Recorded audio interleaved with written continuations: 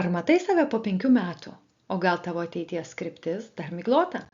Psichologiniai tyrimai rodo, kad aiškiai ateities vizija suteikia ne tik kryptį, bet ir motyvaciją kasdieniams veiksmams.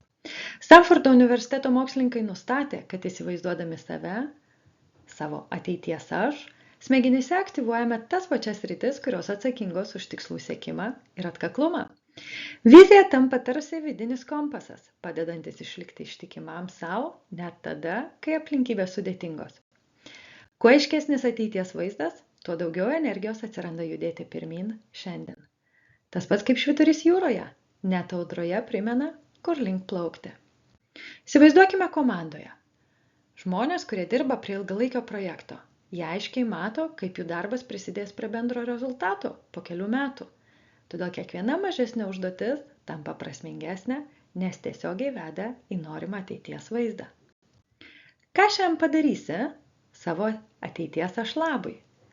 Arba koks mažas žingsnis sustiprins tavo didelę viziją? Prenumeruok kanalą, čia kasdien dalinuosi trumpomis motyvacijos ir prasmės įžvalgomis. Ačiū, kad žiūrėjai.